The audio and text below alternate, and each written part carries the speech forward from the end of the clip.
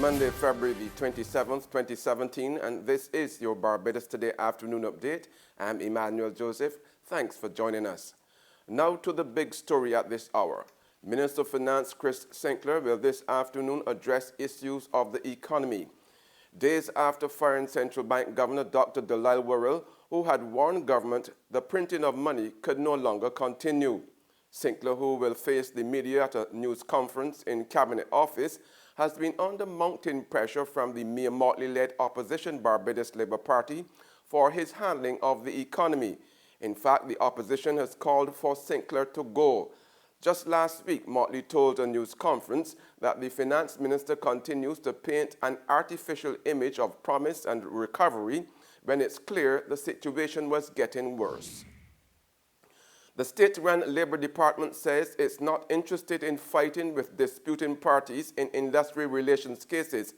Acting Chief Labour Officer Victor Felix told a management relations seminar at the headquarters of the National Union of Public Workers this morning the agency was all about reconciliation, even though that's not always possible. We are not interested in fights. We are not interested in promoting discord.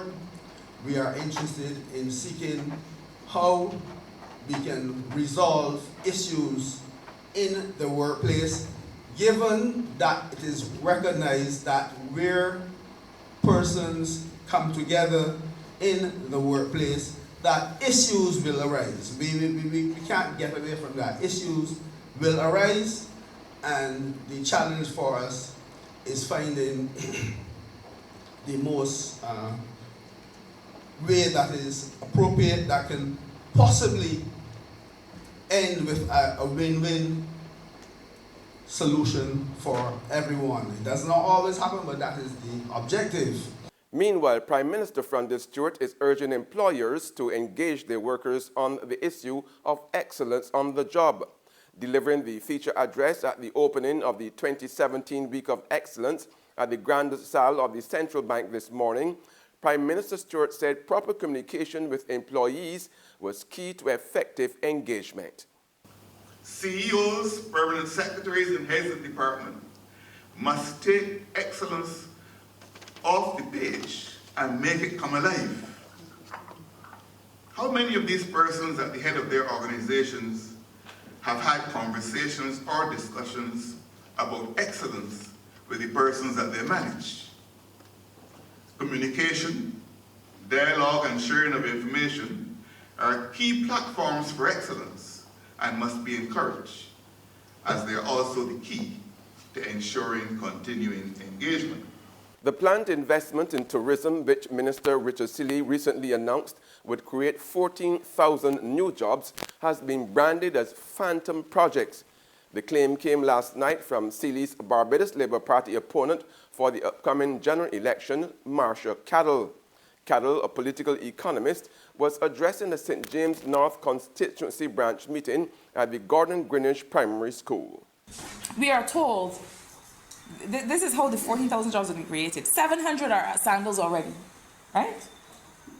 1,100 at Sam Lawrence Castle. Who knows when? 500 at the Hyatt. And then the Ammon Beach and the Four Seasons are going to produce the rest. Help me count here. 700 at Sandals, 1,100 at Sam Lawrence Castle. That's 1,800. 500 at Hyatt. That's 2,300. 2,300 from 14,000 is how much? A lot, right? You are trying to tell me that Ammon Beach and Four Seasons are going to produce over 11,000 jobs?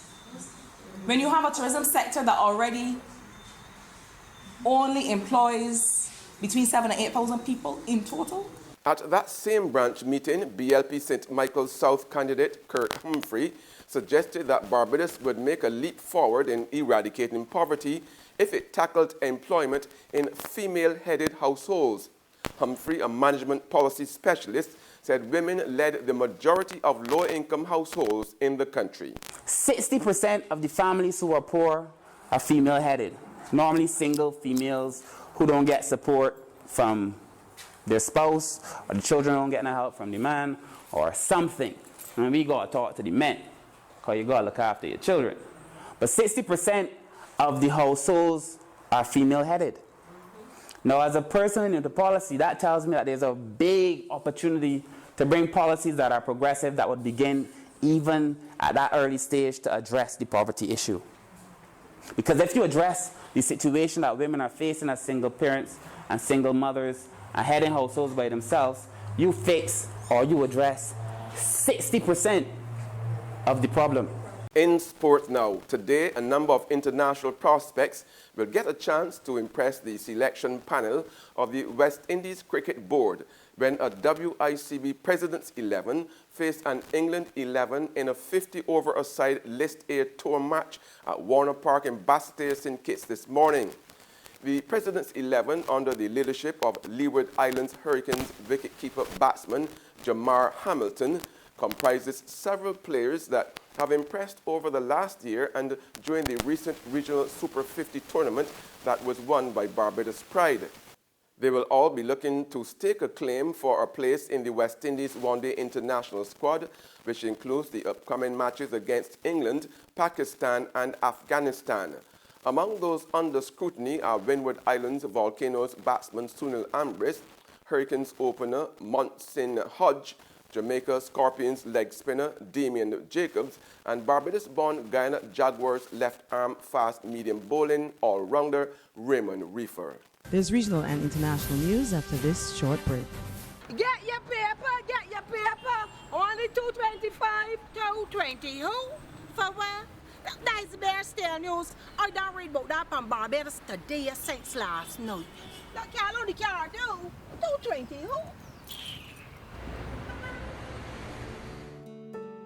The Barbados Today, news you can trust.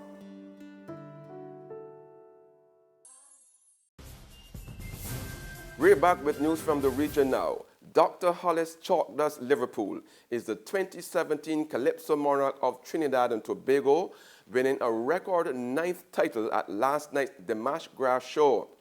He now also holds the title of most Calypso Monarchs ever won by a Calypsonian, having been tied with the mighty Sparrow on 8 before Sunday night's victory.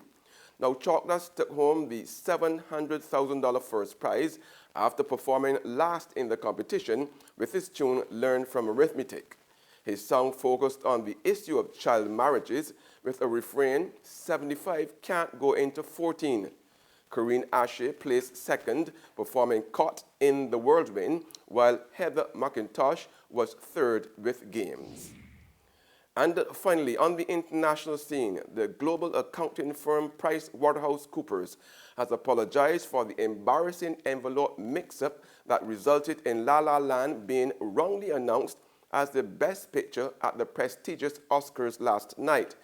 The firm, which has been overseeing all aspects of the voting process for the past 80 years, says it has launched an investigation into what led to the mix-up. Shock and embarrassment as the Oscars reached fever pitch on Sunday night. And the winner is La La Land. Or was it? This is not a joke. Moonlight has won Best Picture. With live cameras rolling, presenters read out the wrong envelope for the most important award. A dramatic Oscars upset playing out in real time. It is true. It's not fake. We've been on the road with these guys for so long, and that was so gracious, so generous of them. My love to La La Land. My love to everybody. Moonlight earlier swooped the award for Best Adapted Screenplay, but La La Land looked almost sure to win the night, right until the very end, having won Best Score and Best Song for City of Stars, as well as Best Director for 32-year-old Damien Chazelle and Best Actress for Emma Stone. I still have a lot of growing and learning and work to do, and this guy is a really beautiful symbol to continue on that journey. The Best Actor prize went to Casey Affleck, who beat out Denzel Washington for his role in Manchester by the Sea. Man, I wish I had something bigger and more meaningful to say, but I'm just, I'm really proud to be a part of this community in general. Beyond Moonlight's top prize, it was a big night for African-American focused films. Viola Davis and Mahershala Ali taking home supporting role prizes for Fences and Moonlight, respectively. A stark contrast to last year's Oscars, when no actors of color were even nominated. And that's news and sports, but for the very latest, visit our website at www.barbadostoday.bb Also subscribe to our e-paper, email updates, and like us on Facebook. We are also on Izumi Media in bus terminals or Screenplay at supermarkets and gas stations near you, as well as Channel 99 on Flow TV and Mix 96.9 FM. I'm Emmanuel Joseph. Have a fantastic day.